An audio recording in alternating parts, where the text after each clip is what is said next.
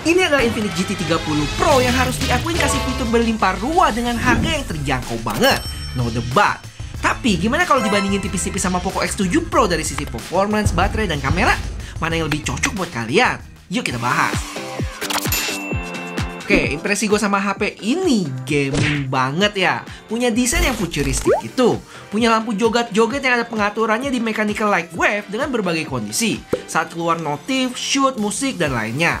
Cuma emang ini bukan lampu RGB ya, satu warna doang. Tapi yang gue demen lampunya nggak cuma satu nih. Ada 4 garis gini yang punya 3 pola. Ada yang kayak napas gitu. Terus yang meteor sih favorit gue. Sama rhythmnya juga oke sih buat ajab-ajab. Habis itu kamera modulnya simple banget, nggak aneh-aneh dengan garis hijau yang berasa kayak nyala gitu. Tapi ini beneran garis doang, bukan lampu. Gue lebih suka desain kamera modul yang sekarang sih dibanding sebelumnya yang terlalu gede. Salah satu keuntungannya di model sekarang itu dia lebih leluasa dipakein cooler. Dan kalau posisi pegang mendatar gini nggak nyenggol-nyenggol kameranya. Mantap. Untuk material backnya gue berasa dari plastik sih, sama kayak framenya yang gue nggak ketemu ada garis antena. Di sebelah kanan HP ini cukup rame, ada 2 trigger button di ujung yang nanti bakal kita bahas di belakang. Terus volume dan power button dengan garis hijaunya, di sebelah kiri kosong, di atas ada speaker, air blaster, dan mic. Terus di bawah speaker lagi, port Type-C, mic, dan dual SIM slot card yang nggak bisa tambah memori. Terus lanjut kita ke bagian depan yang punya bezel termasuk tipis ya. Cuman kayak biasa dagunya sedikit lebih tebal nih. Dan kalau dilihat, sudut-sudut HP-nya itu lebih melengkung dari kebanyakan HP lainnya. Berasa lebih nyaman aja. Dan satu lagi yang gua notice, sekarang screen protectornya udah dipasang. Karena seingat gua dulu dikasih terpisah dan mesti pasang sendiri. Overall, feel pegang HP ini cukup solid sih, kayak padet gitu, nggak yang kopong. Nggak terlalu tebal juga di 7,99 mili dengan berat 188 gram, nggak berat kok. Nah lanjut kita ke spesifikasi, yang lengkapnya kalian bisa lihat di sini aja. Paling gua highlight aja peningkatannya apa aja kalau dibandingin sama model sebelumnya, Infinix GT 20 Pro. Dari sisi layar, untuk ukuran sih sama 6,78 inch. Cuman resolusinya naik dikit dari Full HD Plus ke 1,5K. Dan chipsetnya tentu juga beda nih dari Dimensity 8200 ke 8350. Chipset yang sama dipakai Infinix Note 50 Pro Plus yang sayangnya nggak masuk Indonesia. Kamera telefotonya sih sadis guys. Dan gue sempat bikin videonya di sini, seru kok. Habis itu secara baterai meningkat 500 mAh dengan charging yang sama di 45 watt. Tapi GT30 Pro ini ketambahan 30 watt wireless charging. Terus untuk kamera punya lensa utama sama 108 megapiksel. Tapi kalau gue cek di website mereka, sekarang nggak ada OIS-nya ya.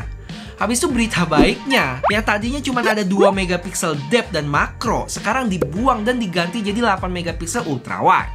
Gile mantap ini. Cuma untuk selfie-nya turun nih megapikselnya. Habis itu secara IP rating meningkat dan ketambahan trigger button yang sebelumnya nggak ada.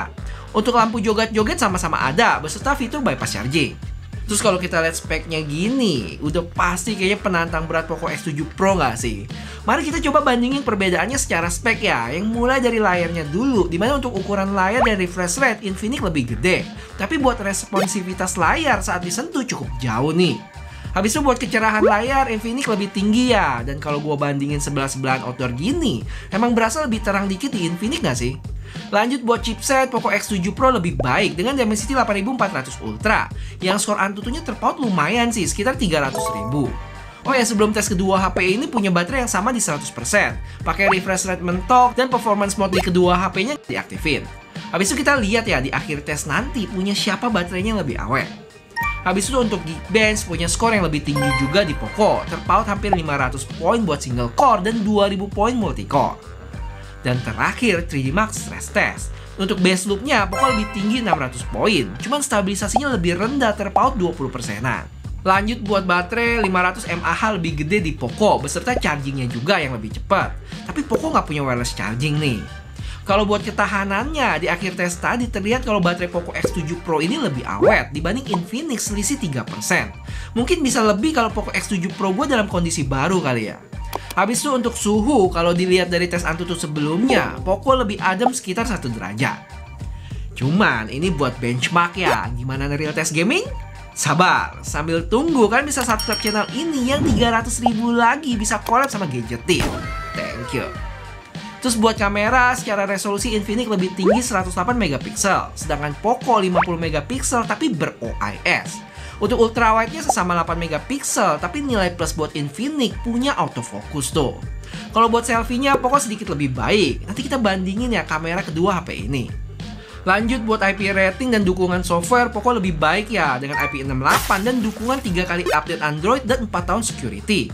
Tapi perlu diingat, Infinix juga kasih beberapa fitur tambahan kayak trigger button, lampu joget-joget, dan juga nggak kalah penting bypass charging yang nggak dipunya Poco. Oke guys, sebelum kita ke tes gaming, mari kepoin bentar kamera HP ini yang gue bandingin tipis-tipis sama Poco X7 Pro. Dimana secara jarak pandang, Infinix lebih ngezoom ya, dan secara skin tone lebih kecoklatan gitu, yang mana lebih akurat di Poco. Untuk dynamic range, mirip-mirip sih kalau gue bilang. Cuman kalau ngomongin resolusi, Infinix lebih baik, bisa shoot 4K 30 juga, sedangkan Poco di 1080p 30 aja untuk kamera depan. Kalau kamera belakang wide sama-sama bisa shoot 4K 60 fps, yang Poco punya karakter gambar yang lebih keluar nih warnanya. Cuman di beberapa kondisi, Poco bisa lebih akurat dibanding Infinix yang cenderung gelap. Terus saat recording, kedua HP ini bisa pindah ke ultra wide, tapi cuma di resolusi 1080p aja ya, yang punya kualitas mirip-mirip juga. Cuma yang bikin Infinix spesial adalah ultrawide-nya yang bisa shoot di 4K 30 dan ada autofocusnya. Walaupun pas gue coba autofocus di ultrawide-nya suka nyangkut atau butuh waktu tuh. Beda sama lensa wide-nya yang cukup responsif. Sedangkan buat foto, Poco punya karakter gambar yang lebih keluar nih warnanya. Beda sama Infinix yang lebih mendekati natural. Terus buat zoom sama-sama bisa mentok di 10 kali. Tapi secara gambar masih lebih baik di Poco. Infinix udah mulai ngeblur. Overall, gue bilang sih plus minus ya dari sisi kamera buat kedua HP ini. Untuk kualitas gambar, gue lebih suka karakter Poco. Sedangkan resolusi video, Infinix lebih baik. Kayak perekaman 4K 30 selfie dan 2K 30 ultrawide. Oh ya, buat tombol triggernya ini, selain buat ngegame, kita juga bisa pakai buat ambil foto. Cukup pencet sekali aja. Sedangkan kalau ditahan buat bershot. Dan trigger button ini bukan tombol fisik ya. Kita nggak bisa pencet, cuma berdasarkan sentuhan aja. Terus tambahan dikit untuk OS di HP ini berlimpah ruah fitur-fitur yang ditawarin.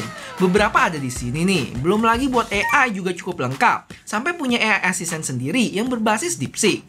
Dan kalau ngomongin iklan, sejauh gua pakai HP-HP Infinix atau Tecno nggak sempat ketemu.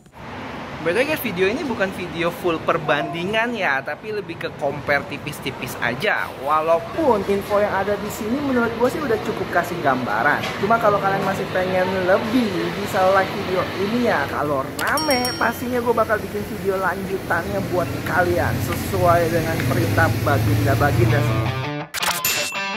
Jadi kayak biasa, gue tes Genshin Impact dengan settingan mentok highest 60 fps. Yang mana game performance-nya gue aktifin ya. Dan langsung aja ke hasilnya yang dapat FPS rata-rata di 47,2.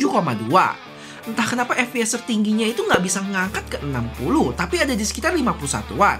Habis itu setelah 10 menit main, turun ke 45-an dan 40 fps. Hasil ini sebenarnya udah tergolong baik sih. Cuman dari sisi suhunya yang tinggi banget di 49 derajat. Berasa panas di sebelah kiri HP ini. Untuk konsumsi daya selama 20 menit tadi, baterai berkurang 10%. Next, sebelum gue share tes Genshin Impact highest 60 fps di Poco X7 Pro, gue sempat utak-atik juga game mode di GT30 Pro ini, yang ternyata cukup lengkap. Kalian bisa lihat ada banyak banget. Ada buat ningkatin responsivitas sentuhan, buat jaringan, terus ada bypass charging juga, dan lain sebagainya.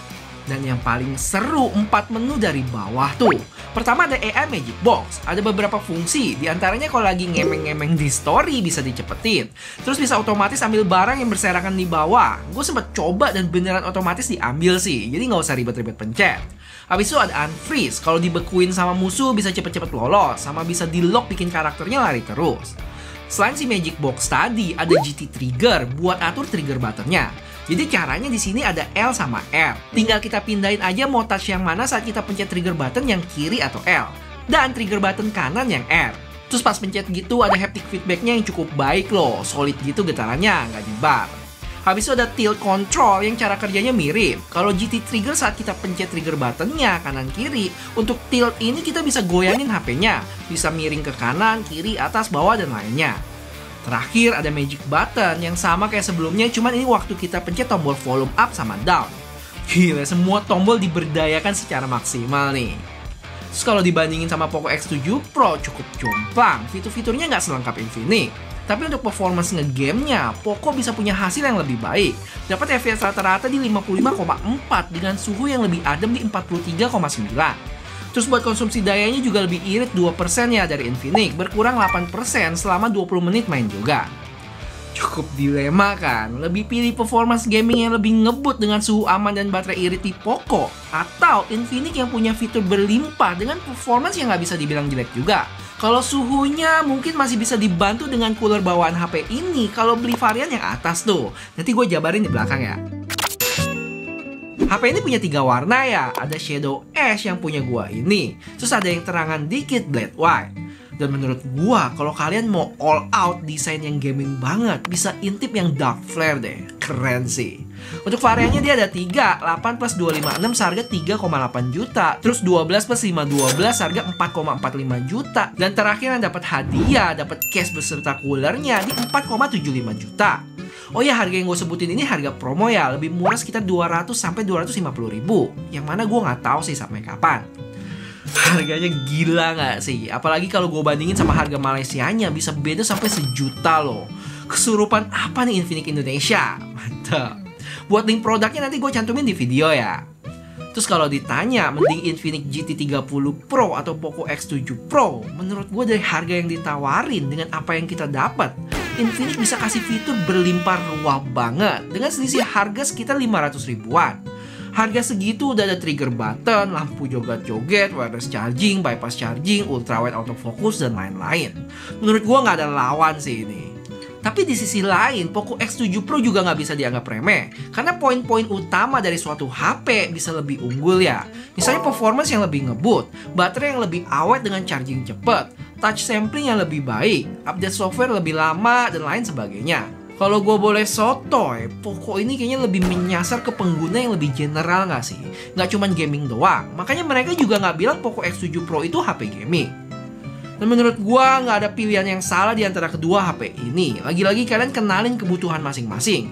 Kalau perlu dicatat tuh, terus tinggal cocokin HP mana yang sesuai sama kalian beserta budgetnya. Gimana? Ada yang nggak setuju? Boleh share pendapatnya di komen ya. Dan gue juga pengen tahu nih, kebanyakan teman-teman di sini lebih cocok sama Infinix atau Poco?